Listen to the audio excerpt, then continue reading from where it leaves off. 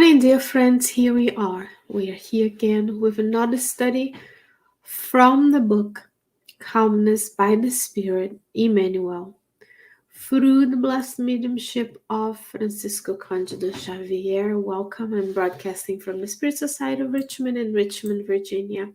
And today's chapter is titled Protection from Negativity. Negativity. There you go.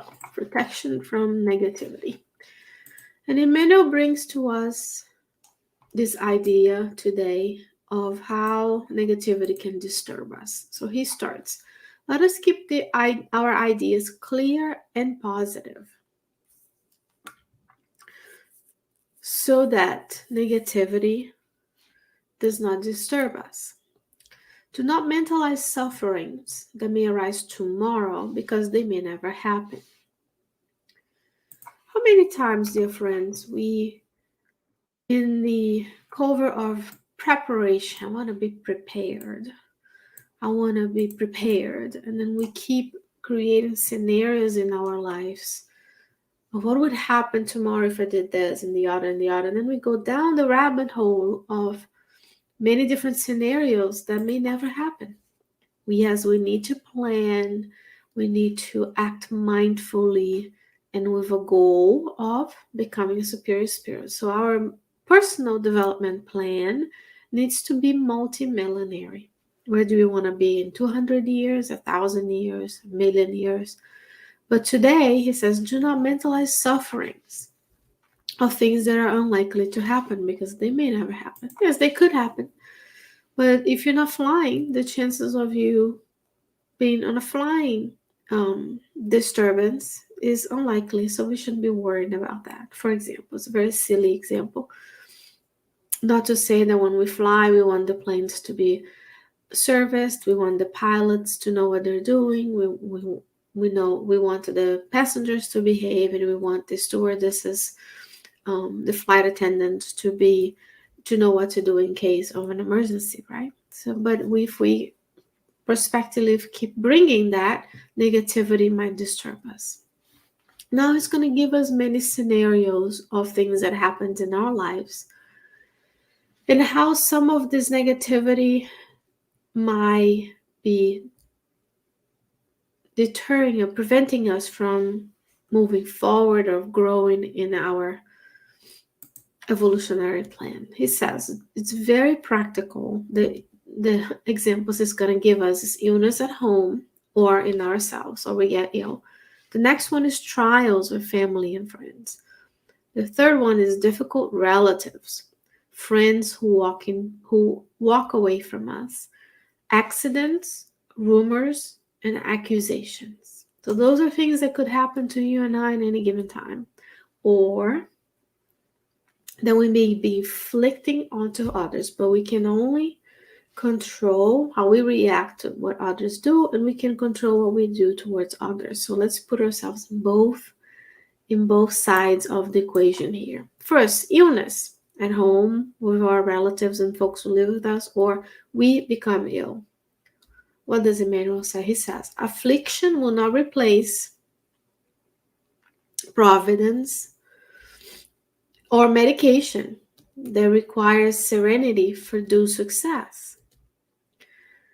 If we become afflicted because our loved ones are ill, or when we become ill, we become afflicted, affliction will not help. We need to provide the folks with the resources to become better, the medication, and a lot of the illnesses need discipline for us to keep growing and growing. The illness of the body, as much as the illnesses of the soul, need discipline and dedication for us to eradicate them. So you need to be able to take the medication on time. You need to be able to go to a physician and get a medication or a practitioner. We need to be able to take them on time and take care of the physical body. Next, trials with family members and friends. He says, lamentation will not do what fortitude and courage can accomplish for them with your enlightened word of trust and understanding. So if we come back, if God allows us to return in the same family, on the same circle of friends and family, lamenting will not do to anything to help us. It might make it worse because it might waste our time that we could be courageous to give them, to be trustworthy and understanding, and to be helpful. Because sometimes the trials we create are a result of our an inability to be trusting and understanding, trusting in God and understanding that we're all different, that you have specific needs that are different from the needs of your family members, and we need to work together. That's what the Love Society tells us. Difficult relatives. Either you have difficult relatives or you are being a difficult relatives.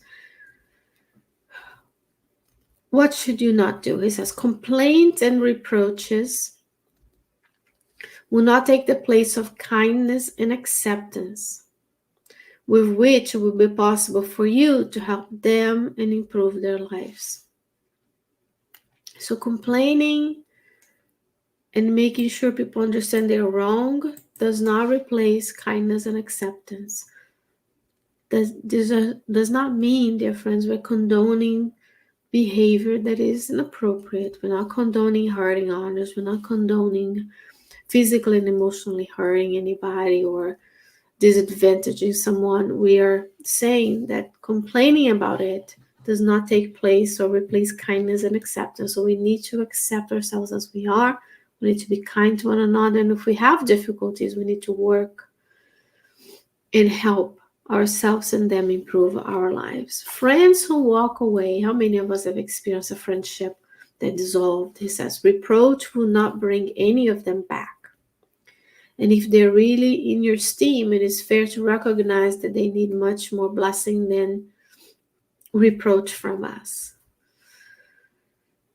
And sometimes people will walk away that we thought they were friends, but may not be our friends. It may be just the common interests are not there anymore. I'll give you an example.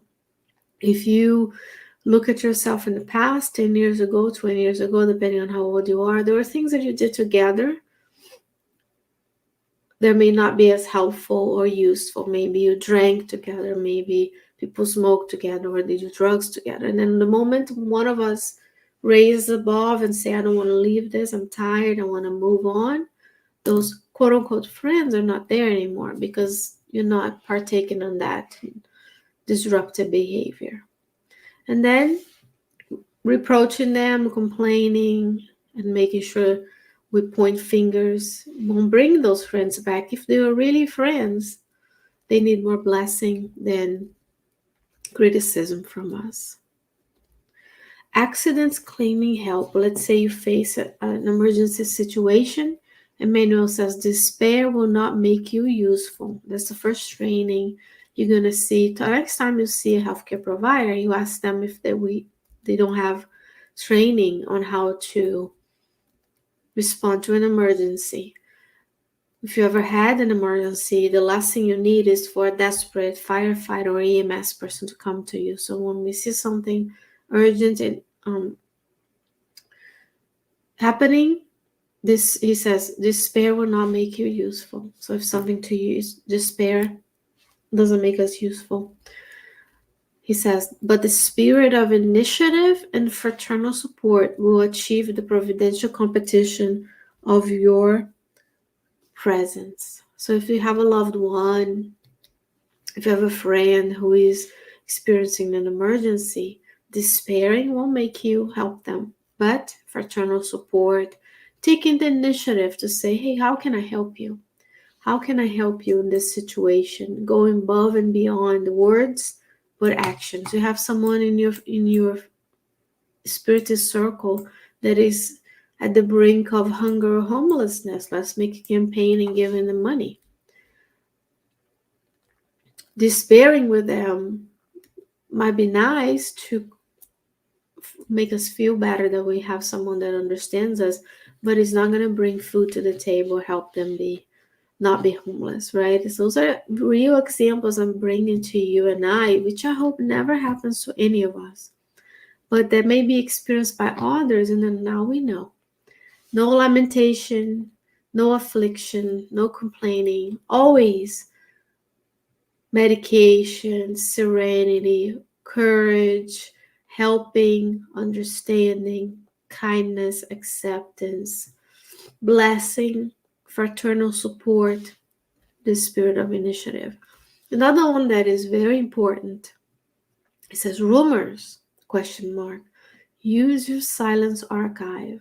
That's when you have the power to stop co-creating in negativity, preventing us, protecting us from the negativity. Accusations against someone, this is the great time for the exercise of charity. Silence is also charity. When the rumors arrive us, when someone accuses us of something, or someone comes to you accusing someone else of something, that can stop with you. That behavior can stop with you. He says, in any crisis of everyday life, let us remember that God's creations is illuminated by efficiency, without any sign of haste. So when we are going about our daily lives, experiencing any of these, let's not dwell in mentalizing suffering, because they may not happen. But if things happen to our lives, let's look for providing the resources for healing, providing the medication folks need, acting with fortitude and courage to bring to everyone in our lives the words of trust and understanding. If we have difficult relatives, kindness and acceptance. Friends who walk away, then we have to bless them and also not reproach, because that's not going to bring them back. If you find yourself in an emergency or an accident, despairing will make you useful, but initiative and fraternal support.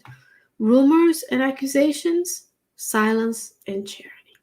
Dear friends, this was it for this chapter of the book Calmness by the Spirit Emmanuel. If you go to our pages, you can go to the Spirit Society of Richmond page or the Kardec Radio page. You'll find the playlist for the book Calmness by the Spirit Emmanuel. And I can tell you, there has been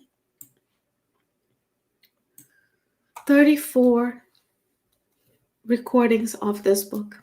In each and every one of them, Emmanuel brought to us this idea that calmness starts with us. It starts with how we react to things, how we think, which lenses we put in the situation, which perspective we take, and most importantly, what kind of service, what kind of help we're providing to one another in these difficult times.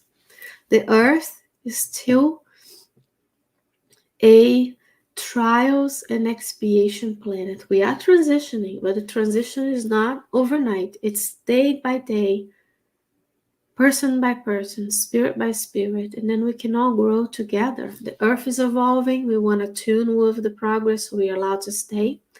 Otherwise, we're going to be sorted out into other places that might be more beneficial to our growth and understanding.